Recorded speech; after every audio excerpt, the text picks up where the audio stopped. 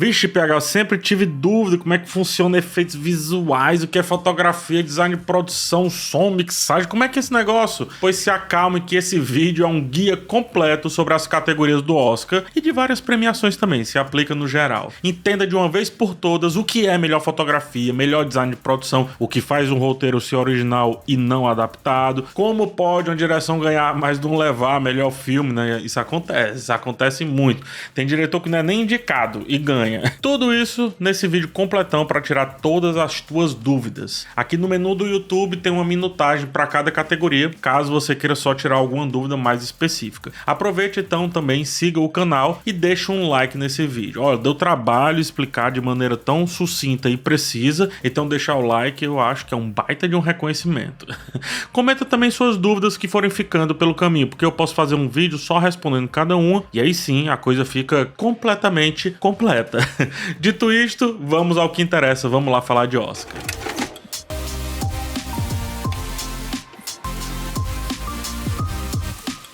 Para começar, o que é o Oscar, né? A primeira questão que eu quero responder é justamente essa, porque tem várias abordagens erradas que fazem ao prêmio. O Oscar é um conjunto de prêmios entregue anualmente pela Academia de Artes e Ciências Cinematográficas que fica sediada nos Estados Unidos. O prêmio mesmo se chama Academy Awards. A gente está no 96º Academy Awards. Portanto, quando falam ganhar um Oscar, estão se referindo ao troféu que é recebido no Academy Awards. Porém, ficou muito famoso chamar o prêmio, né, como um todo e não só o troféu, chamar de Oscar. E assim eles chamaram de Oscars, né, no plural. Os filmes de um ano, eles são premiados no ano seguinte, eles concorrem no ano seguinte. Por exemplo, filme lançado em 2023 concorre em 2024 e assim sucessivamente. Embora seja amplamente reconhecido como um dos prêmios mais prestigiados da indústria cinematográfica, entenda, é bem importante destacar isso. Ele é um prêmio americano. Ele é focado primariamente em celebrar realizações dentro da indústria de cinema americana, dentro dos Estados Unidos. Não é o prêmio do cinema mundial, jamais. Caso algum filme de fora dos Estados Unidos ganhe, como aconteceu com Parasita, por exemplo, é porque ele diz algo sobre o cinema dele, sobre uma tendência ou quer que seja. Aqui no Brasil, a gente tem, por exemplo, o Festival de Gramado, na França tem Cannes, na Itália, Veneza, na Inglaterra tem o BAFTA, por aí vai. O Oscar, ele é apenas um dos vários prêmios que existem ao redor, né, de cinema, no caso, que existem ao redor do mundo. Ele é tão conhecido assim porque a gente é culturalmente colonizado pelos Estados Unidos. A outra pergunta é, quem vota, né? Os votantes são os chamados membros da academia, um grupo supostamente diversificado de profissionais da indústria cinematográfica como um todo. Diretores, atores, roteiristas, produtores, técnicos, outros especialistas, enfim. A academia ela é composta aí por mais de 9 mil membros, distribuídos em 17 ramos, né? 17 nichos, digamos assim.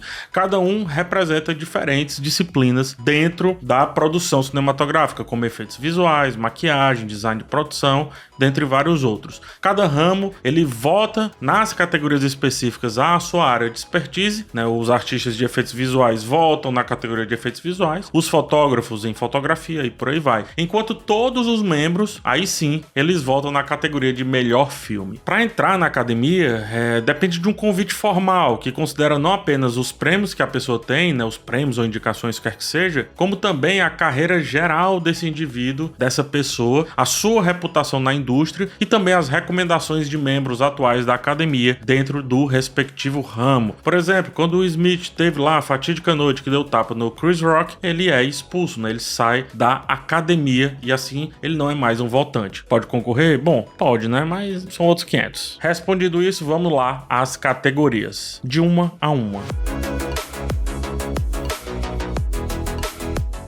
Melhor som. Vou falar aqui sobre melhor som. Essa categoria é recente porque é a fusão de duas outras categorias clássicas: melhor mixagem de som e melhor edição sonora. Desde 2021, as duas categorias viraram apenas melhor som. Sendo assim, para entender essa categoria é preciso entender as outras duas: mixagem e edição. É de maneira simples, tá? A edição cria e a mixagem organiza. Então, selecionar o som, capturar durante o set, né, enquanto está sendo rodado o filme, que é o som direto, produzir em em estúdio, manipular sons para construir toda a ambiência, toda aquela imersão, dentre vários outros fatores, tudo isso é edição. Chama-se de Foley aquele som criado, por exemplo, o som de passos de um ator ou de uma atriz, já que não teve captação direta do sapato, isto é, não teve um microfone no sapato, cria-se esse som, isto é uma edição. Por sua vez, mixar é o processo de equilibrar todos os sons que estão no filme, as vozes, diálogos, a música, os efeitos sonoros, o que foi, enfim, criado pela edição, sugerido pela edição. Tudo isso a mixagem precisa organizar de maneira coerente, imersiva e que faça sentido para a narrativa do filme seguir com fluidez.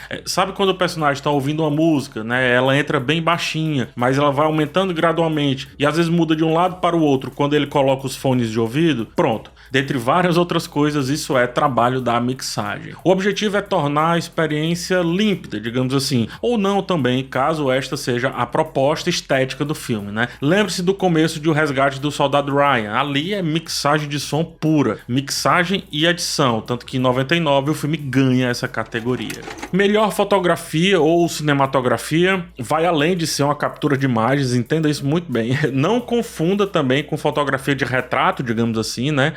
São parecidas, mas a fotografia para o cinema tem especificidades de estar aliada a uma narrativa a partir de outros conceitos técnicos. A fotografia, por sua vez, ela é uma narrativa em si a partir da sua curadoria, a curadoria do fotógrafo, quer que seja. No cinema, ela ajuda e também depende dos demais elementos. Fotografia no cinema avalia, portanto, a habilidade em utilizar iluminação, ângulo de câmera, composição e até escolhas de filtros e proporções para contar uma história em termos visuais, digamos assim. Não é apenas a beleza dos planos que importa, na verdade isso eu acho que pouco importa, mas é como eles contribuem para a narrativa de fato acontecer. A escolha entre usar câmeras digitais, filmes tradicionais ou até celulares faz parte dessa decisão estética da fotografia, obviamente sempre aliado com o diretor do filme. A depender da proposta do filme, vale mais, por exemplo, escolher um celular do que uma grande câmera. Cita aqui o filme, Tangerine, né? Acho que o filme do Sean Baker, que filma tudo em iPhone 5. Muito contrário a uma percepção comum, paisagens impressionantes por si só não definem a qualidade da fotografia. É a forma como são integradas e apresentadas na obra, é como ela é inserida para criar a atmosfera no filme que conta. Em Skyfall, fruto do meu cinematógrafo favorito, Roger Deakins, temos um filme que não apenas homenageia os filmes anteriores de 007, como também usa contrastes e silhuetas para refletir o estado interno daquele protagonista, demonstrando então uma integração perfeita entre narrativa e os planos escolhidos. Melhor roteiro. Falando sobre as categorias de roteiro, o Oscar tem duas categorias, roteiro original e roteiro adaptado. Primeiro, o que é roteiro, né? Depois a gente define o que é original e o que é adaptado. Basicamente, o roteiro é o guia textual do filme. Lá tem tudo que pode acontecer em tela. Tem diálogos, explicações de cena, definições das ações, até do que tá na trilha sonora o roteiro pode sugerir. Diz como uma cena pode ser composta, quais os objetivos ali daquela cena, daquele segmento, daquele momento do filme, quais os objetivos do filme em si. Existem roteiros que são mais detalhados, roteiros que são menos detalhados, mas sempre existe roteiro. Por isso eu digo o que ele pode ser e não o que de fato ele é, né? Eu disse tudo que ele pode ser, não cravei. Pelo roteiro, inclusive, também pode se definir ritmo, a estrutura narrativa, desenvolvimento de personagens, conflitos, autenticidade, as provocações para a reflexão, as soluções para as abordagens dos temas e por aí vai, são muitos pontos. Os demais elementos do filme, desde a atuação até a direção, estão via de regra transpondo o roteiro e tudo que tá lá. Quando a gente fala de coesão da narrativa, da eficácia dos diálogos, das boas ideias que a trama carrega, falamos também do roteiro. Inclusive filmes que diálogos foram improvisados só é permitido porque o roteiro antes definiu as bases de como aquela encenação improvisada poderia ser. Agora vamos lá, original e adaptado. O roteiro original é a criação pura, sem base em obras prévias. O adaptado é a transformação de material existente, né? Livro, peça, artigo, notícia, personagem real, ou até mesmo outro filme. Olha-se nesse caso para o poder de transpor para o cinema elementos que já existem noutras mídias. Pode ser que o roteiro original tenha elementos adaptados, pode ser que um roteiro adaptado tenha elementos originais, mas é preciso olhar para a premissa para entender exatamente isso. E nesse caso é importante entender que cada premiação pode ter suas regras para aceitar ou não um roteiro como original ou como adaptado.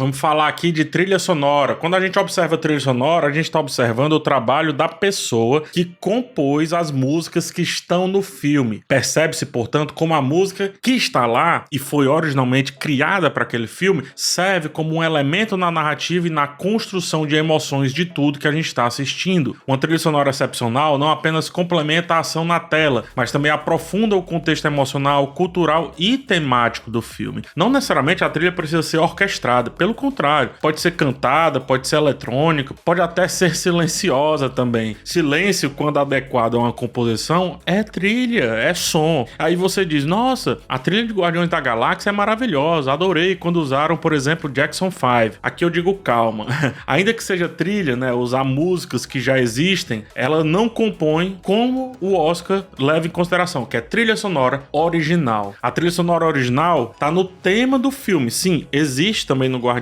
tá lá naquele tema, tá no que conduz as cenas e no que foi criado para o filme em si, não confunda, tá? Para ser elegível, a trilha deve ser uma obra original criada para o filme. Músicas pré-existentes ou trilhas que utilizam canções já conhecidas pelo público, embora possam ser cruciais pro tom, para a ambientação de um filme, eu digo inclusive para a narrativa no geral, inclusive até para o roteiro, elas não são levadas em consideração nessa categoria. A música central para a experiência do filme deve ser a original, dominando qualquer outra música não original que possa ser incluída porventura na trilha sonora como um todo. Você já entendeu melhor trilha sonora original, perfeito. Agora entenda o que é melhor canção e que ela é uma música que foi composta para o filme, tá? Porque é melhor canção original. Não cabe aqui usar uma música que já existia e foi muito bem encaixada no filme. Não é sobre isso, é diferente. Então a melhor canção é a capacidade de uma música criada ser muito bem encaixada no filme, dela ter algum sentido junto com o roteiro, da atuação dos envolvidos para com a música, da forma como ela se mostra, o momento que ela surge, a força que ela tem em ajudar a história a ser contada por outro viés e por aí vai. Não quer dizer que essa seja uma categoria para musicais, é importante também frisar isso, né? Por exemplo, My Heart Will Go On, do Titanic, venceu em 97 e naquele ano sequer tinha um musical indicado. A Adele ganha por Skyfall e a música tá na abertura do filme, e é fato que ela ganha porque antecipa temas, antecipa a abordagem do filme a esses temas e também é uma baita música, né? Shallow, de Nasce uma Estrela, é um momento muito icônico do Oscar, por exemplo, mas é bom ressaltar, com a música ela também encapsula vários temas do Nasce uma Estrela, do filme, desde os protagonistas, da atuação da Lady Gaga, do Bradley Cooper e por aí vai.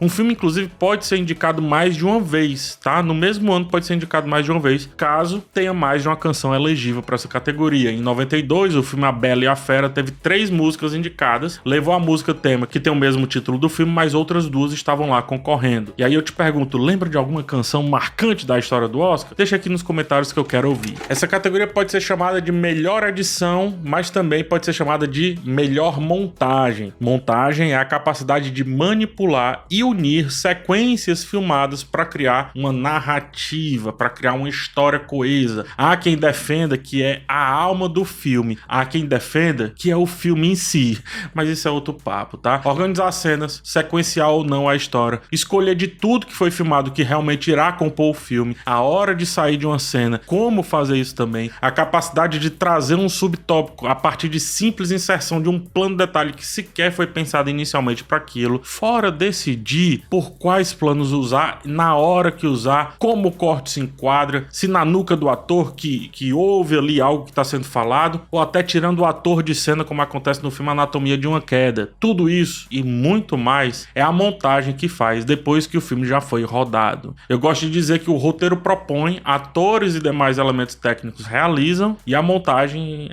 ela decide. Por isso o corte é fundamental para um filme ser entendido como tal. Um exemplo notável é o filme Poderoso Chefão, de 72, editado por William Reynolds e Peter Zinner. A montagem é cuidadosa, cadenciada, meticulosa, decide a hora certa de deixar a cena correr, de deixar a trilha sonora aparecer, de fechar no Marlon Brando, de deixar ou não o ator mais tempo em cena, ou de simplesmente sair abruptamente dela, e tudo isso contribui para que ele seja um filme épico e também por isso, para que ele ganhe essa categoria de montagem no ano que concorreu. Aqui tem um ponto, tá? Filmes que fazem resgate de cenas históricas organizadas de tal forma que criem uma narrativa por si só, e por isso um filme, mesmo que ninguém esteja atuando, mesmo que sequer haja um diálogo, nem que às vezes haja um roteiro prévio, é montagem, é filme. Então, para mim, eu gosto de afirmar assim, sem montagem, sem filme. Seja na ilha de edição, seja durante a captura do filme em si. Montagem é tudo.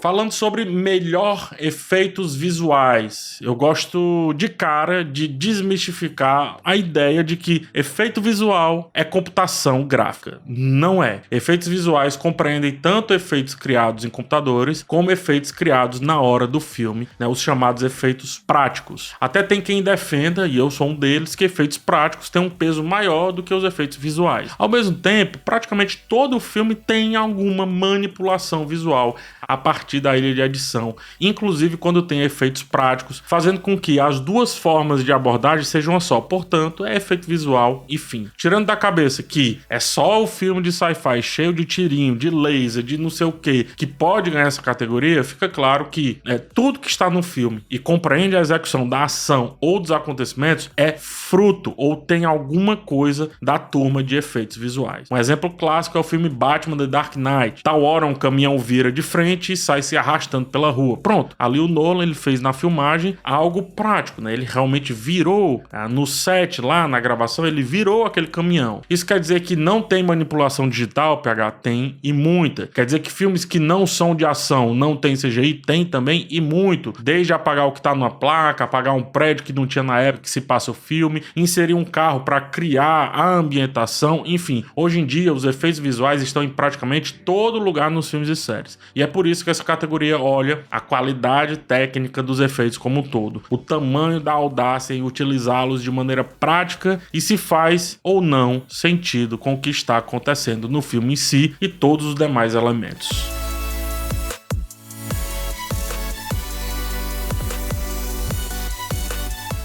Agora você vai entender o que é design de produção, também conhecido como direção de arte. O foco aqui é a criatividade e a habilidade de transformar cenários e locações para fazer sentido com o que o filme se propõe a ser. Imagine um filme que se passa na década de 60. Ele precisa ter objetos de cena justamente dessa época, os chamados props, que são objetos criados para serem utilizados nos filmes. Ele precisa ter uma cena construída de tal forma que a casa, as cores, os tamanhos, tudo seja coerente com a época abordada. Em um filme que se passa no mundo fictício, o foco, portanto, é mais na criação, é mais em conceber elementos originais, coisas originais que façam sentido com as propostas das cenas. O sabre de luz, por exemplo, é uma criação física de um designer de produção. O Um Anel Gigante de O Senhor dos Anéis também, e assim sucessivamente. São profissionais de várias origens, tá? São ferreiros, marceneiros, eletricistas, inventores, engenheiros, por aí vai. Qualquer dia, busque folhear um artbook que você vai perceber como tudo tem uma coerência criativa, como tudo precisa seguir um conceito estético, como até criações extremamente estranhas têm um fundamento. Quanto mais isso ajudar o filme a ser realizado, melhor é o design de produção. Em essência, design de produção é a arte de dar vida ao mundo que foi imaginado pelo roteiro, só que agora na tela gigante. O melhor figurino do Oscar observa como as roupas, as vestimentas, os adereços e tudo que está sendo usado pelos atores e atrizes são criados, ou se não criados, como são colocados na cena. Imagine um filme que se passa em 1982, mas um personagem usa um tênis que só foi lançado em 1992. Esse é um erro do figurino. Então, o figurino ele precisa ter coerência temporal, caso seja em filmes de época. Em filmes de realidades fictícias, por sua vez, olha-se para a criatividade, para a fundamentação da criação das roupas, armaduras, adereços, enfim. O figurinista precisa entender muito qual que é a ideia do diretor para o personagem, o que o design de produção vai usar em cena. Tudo isso para que as vestimentas reflitam as características dos personagens, bem como também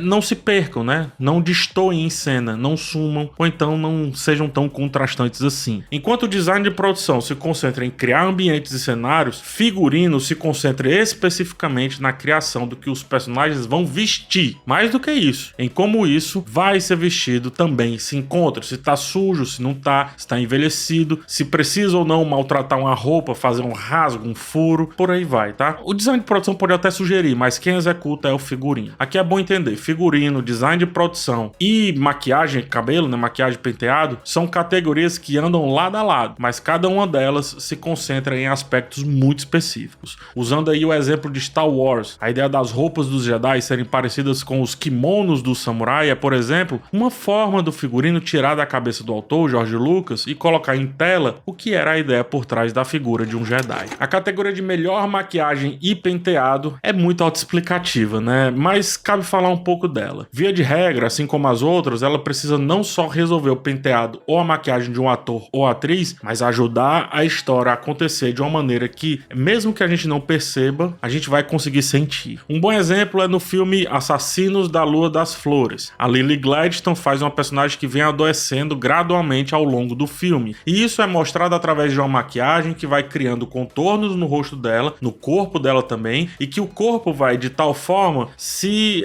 degradando, vai se deteriorando, e a personagem vai junto com isso. Compara um frame do começo do filme com um frame mais próximo do final. A maquiagem ajuda, portanto, a atriz a impor o seu trabalho. Em outros filmes, até como O Professor Aloprado, a maquiagem permitiu que o Ed Murphy fizesse vários papéis no mesmo filme. Algo parecido acontece com o clássico Uma Babá Quase Perfeita. Outro exemplo é como maquiagem, nesse caso efeitos visuais, fazem o Benjamin Button ser tão crível, né, em toda a sua proposta de ponta a ponta, de envelhecer, desenvelhecer, quer que seja. Então, há de se separar as categorias, mas todas andam muito juntas, essas categorias mais técnicas.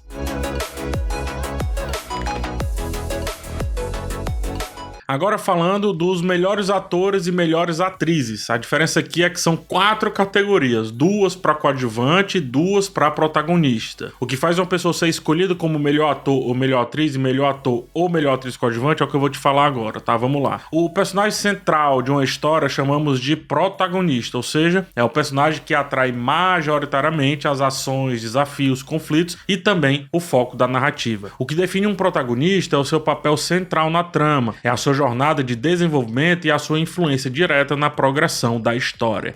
Já o personagem coadjuvante é um secundário na história que vem, na maioria dos casos, ser um apoio para o personagem protagonista ser tudo isso que eu acabei de dizer. Apoio tanto no sentido de aliado, como também no sentido de antagônico. Portanto, um vilão, caso o filme não seja sobre ele, é o coadjuvante em grande maioria. No que vem a dúvida, pode um filme ter mais de um protagonista ou até não ter? De certa forma, sim. Pulp Fiction, ele apresenta várias histórias interligadas com diferentes protagonistas, John Travolta, Samuel L. Jackson, Uma Thurman e outros. Ao mesmo tempo, como não tem um grande personagem central, pode-se dizer que vários também são coadjuvantes.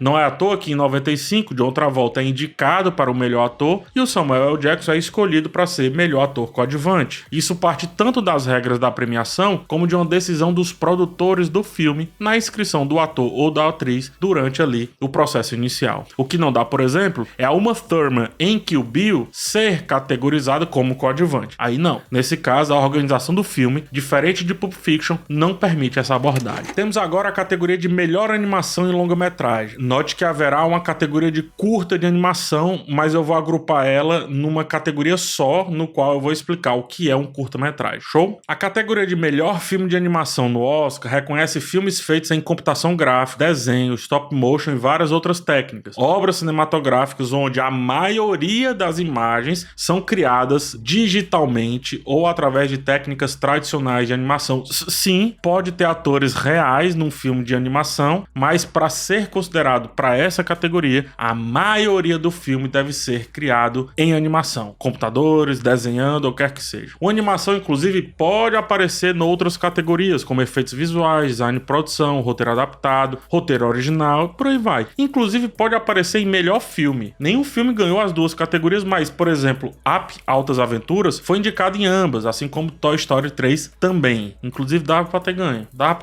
Agora, na categoria em si de melhor animação, o que é que se busca, né? Busca-se a originalidade daquela história e uma adesão dos vários elementos técnicos de se fazer um filme desse jeito, desde a trilha sonora até a montagem, portanto, também com a técnica de animação que foi utilizada. Ainda que olhe muito pro lado técnico, enxerga aparece aqui o filme como um todo, porque só tem essa categoria, né, no título ali. É como se fosse o melhor filme, por isso enxerga o conjunto da obra. A categoria foi criada em 2001, faz uma crescente importância ali nos filmes de animação na indústria cinematográfica, mas antes disso já houveram algumas outras categorias, como categoria de cartoon, de curta, que tem até hoje, por aí vai. Aqui em melhor documentário é parecido com a categoria de animação. O filme ele pode também ser indicado em todas as outras categorias, mas tem uma categoria só para si e também tem uma categoria específica de curta-metragem, no caso de documentário. Portanto, o que é um documentário é o que importa. Documentário é um jeito, é um estilo de fazer filme. Dentre várias coisas, ele se propõe a documentar uma realidade, informar, preservar a memória, fornecer uma visão crítica de um determinado assunto, sobre um determinado acontecimento. Enfim, é ser imparcial ou parcial, PH? Não, não é. Pode ser parcial, pode ser imparcial, se assim conseguir, mas via de regra, como tem uma escolha, como tem um recorte, é essencialmente parcial do meu ponto de vista. Separar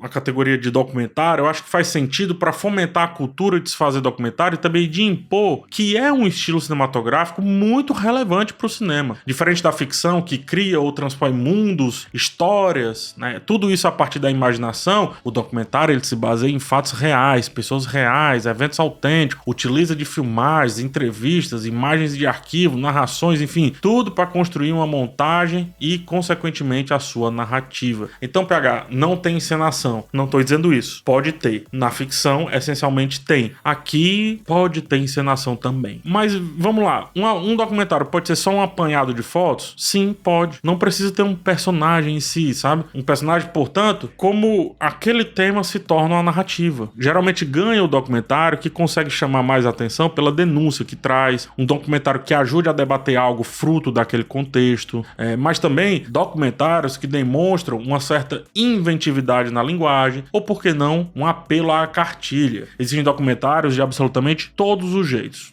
Todos. Pra mim, essa é uma das categorias mais interessantes do Oscar. Todo ano tem preciosidades. Os curtas-metragens do Oscar tem 3 categorias: animação, documentário e live action. Sendo assim, cabe definir o que é um curta-metragem, que todas ficarão evidentes de uma vez só. Um curta-metragem é uma obra cinematográfica de duração limitada. Depende da premiação, é óbvio, tá? O Oscar, por exemplo, define que um curta-metragem tem no máximo 40 minutos, contando com os créditos finais. Outras premiações já consideram 40 minutos um média-metragem. Por isso, cada premiação é uma sentença. O fato é que curtas-metragens são muito olhados por sua capacidade de exercer ideias, técnicas narrativas e visuais de forma concisa, de forma impactante também. Como conseguir, por exemplo, fazer caber em 40 minutos o que muitas vezes, às vezes inclusive menos que isso, tá? O que muitas vezes caberia num filme de 3 horas. Portanto, olha-se muito para os curtas como uma plataforma para inovação, para uma força, né? A força da expressão criativa, sem poder exercer o tempo de um longa-metragem, sem o compromisso, por exemplo, também com os 3 atos, parece nesse caso mais um conto, pode começar de um segundo ato, um terceiro ato, ter só um primeiro ato, sem essa ideia de ter que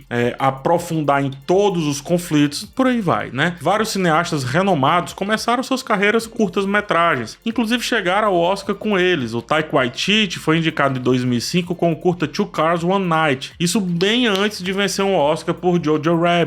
Conhecido por seu trabalho como ator, inclusive sendo um dos Doctor lá em Doctor Who, Peter Capaldi também dirigiu um curta chamado Franz Kafka's It's a Beautiful Life, que ganhou o Oscar de melhor curta-metragem em 1995. Enfim, são vários exemplos, mas isso é um curta-metragem, e assim você aplica a animação, documentário e live action. A categoria de melhor filme internacional no Oscar é o prêmio de consolação para os filmes não americanos.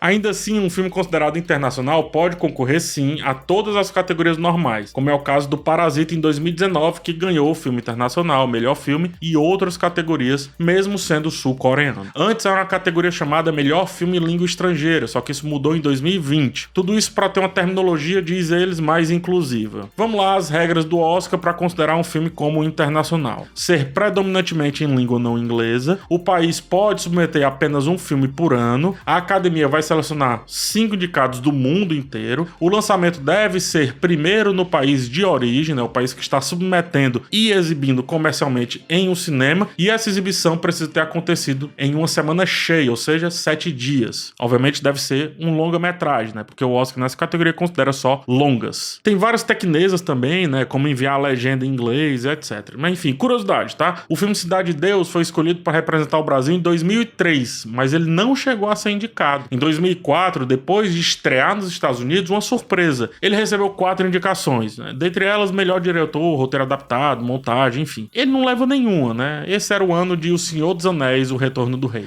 Não tinha muito o que fazer, a gente tem que convir.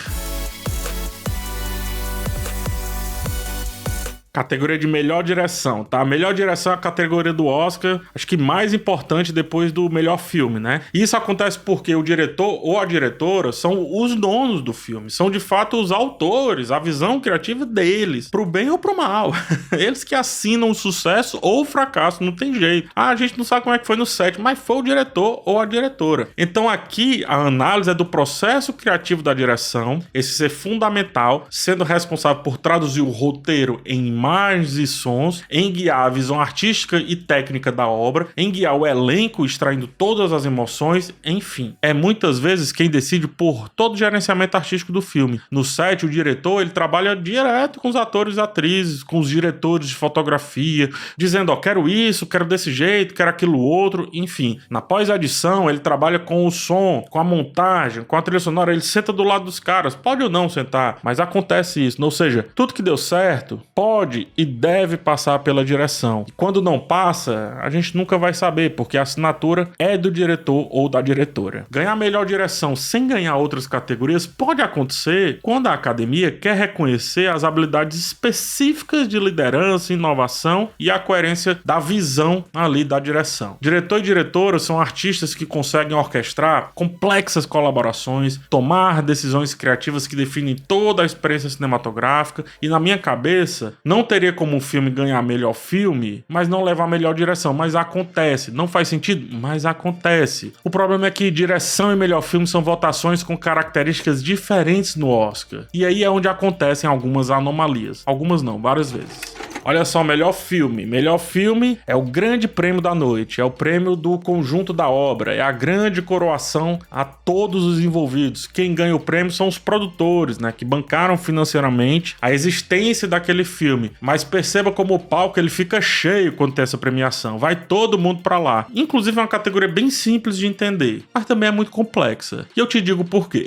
Diferente das demais categorias, melhor filme são 10 indicações. Desde 2024, inclusive, esse número é fixo, antes poderia variar. Além disso, também, não são só os especialistas que votam, são todos os membros que podem lá deixar o seu voto. A votação também é diferente, é uma votação chamada de voto preferencial. Nesse sistema, o votante classifica os filmes indicados de acordo com a sua preferência. Daí há vários processos de contagem e redistribuição de votos, até que um filme atinja 50% de primeiros lugares escolhidos. Eu já fiz um vídeo curto que exemplifica isso muito bem, e eu vou trazer aqui pra ficar bem claro pra vocês, que eu falo lá com manga, maçã, esse negócio todo. Dá uma olhada. Você sabe como o melhor filme do Oscar é escolhido? Não é do jeito que você pensa e eu vou te provar. É comum alguns filmes que ganham poucos prêmios na noite do Oscar levarem o melhor filme. Isso acontece porque a categoria melhor filme é feita a partir de voto de preferência, onde há várias contagens e só param de contar quando um filme atinge 50% de primeiros lugares.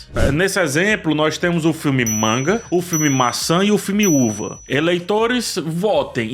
Cada um coloca os filmes em ordem. Maçã em primeiro lugar, Uva em segundo lugar e por aí vai. É feita uma contagem inicial dos votos de primeiro lugar. Os resultados foram, por exemplo, Manga 25%, Maçã 35% e o filme Uva com 40%. Nenhum deles alcançou mais de 50% dos votos. É feita, portanto, uma nova recontagem, mas agora o filme Manga, que ficou com menos primeiros lugares, é eliminado e os seus votos passam para os respectivos segundos lugares desses eleitores. Digamos que a maioria desses votos vá para o filme Maçã. Na nova contagem, Maçã ficou com 51% e o filme Uva ficou com 49%. Ainda que o filme Uva tivesse mais primeiros lugares na primeira contagem, depois da redistribuição, o filme Maçã é declarado o vencedor da categoria de melhor filme. Leve em consideração que isso é feito com mais de 3 filmes, é óbvio, então há muitas chances de um filme que tem muitos bons segundos lugares levar o prêmio de melhor filme. E é isso, eu espero que você tenha entendido, agora espalhe esse vídeo por aí. Esse método busca garantir que o filme vencedor tenha o apoio mais amplo possível entre os membros da academia, refletindo uma espécie de unanimidade